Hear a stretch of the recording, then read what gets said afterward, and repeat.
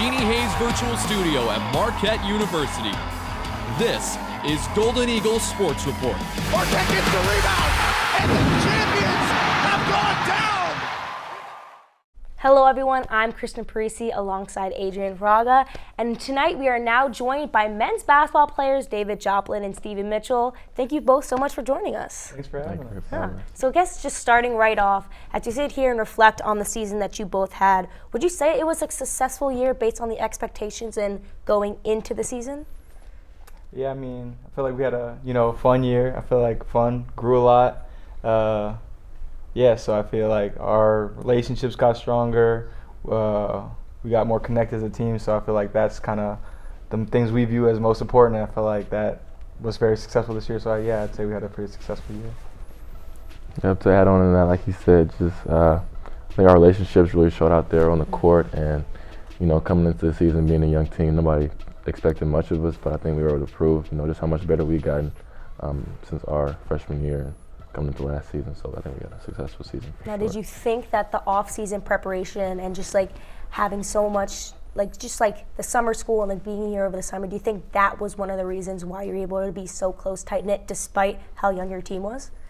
Yeah, I think so for sure. I mean, like we just look at each other like we're like, there's no way anybody else is working this hard. Just so, I mean, that's how we kind of the confidence, like we're gonna work harder than maybe the teams that we're gonna play are working. So I feel like when you go through stuff that you're passing out after, you're so tired after, but you're doing it together, I feel like that's really what grew our relationships as well as quality time off the court.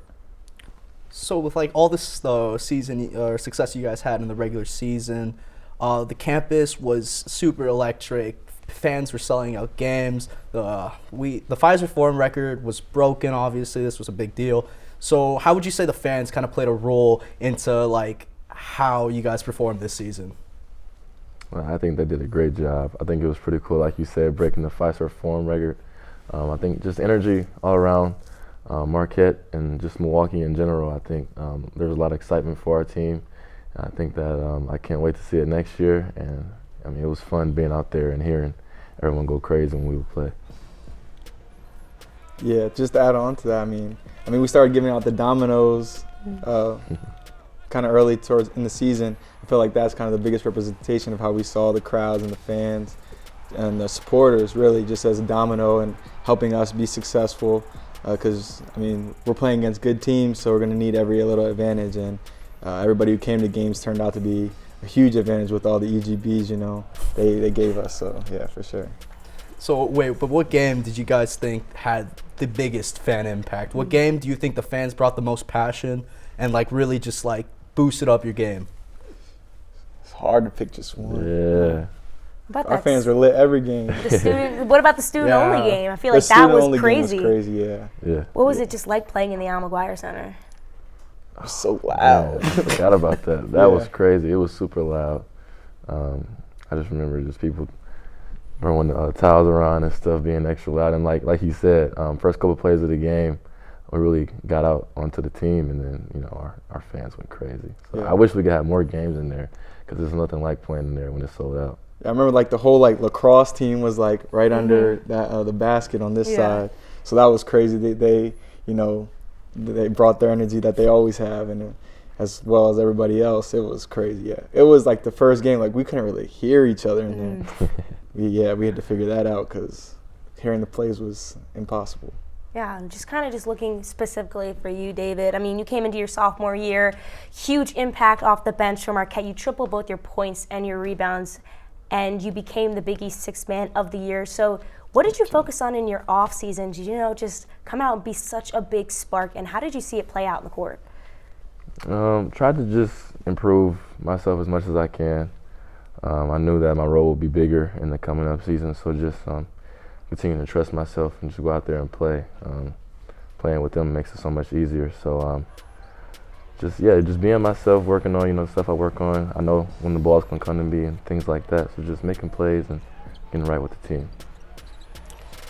So Stevie, you're the EGB guy, the guy that's always banging on the court.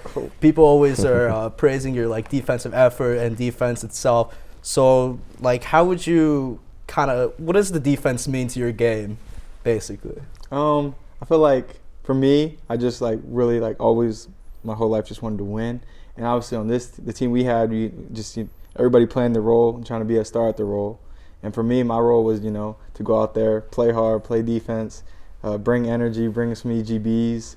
So I feel like that's what I had to do to, do my part in helping us win. And when we win, everybody's happy. The team's happy, the fans are happy, so I'm happy. So I feel like that was just kind of the challenge I always look forward to, going out and guarding whoever the coaches told me to guard and just trying to play as hard as I could. Now, a question I have would be, does Coach Shaka, does he make you, like, slap the floor? Like, does he tell you, hey, get the crowd going, get the team going? Or is it more of like, I'm going to do this for me. I'm going to get myself pumped up? Nah, he doesn't really tell us. Like, before the game, he'll be like, yo, Stevie, I'm going to have more floor slaps than you today. Because, he'll be on the sideline slapping the floor. Yeah. But during the game, it's kind of just like we're in the moment, lost in the fight, like we say, and just like, you just feel it. You just got to slap the floor.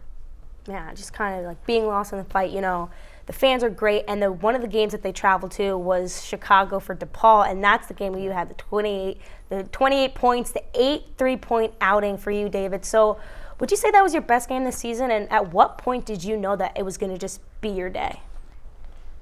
I knew it was going to be my day with the first shot. I feel like games like that are always kind of just getting the feel for the game, and then I think I was like wide open my first shot. And I kept getting looks like that, so I kept hitting them.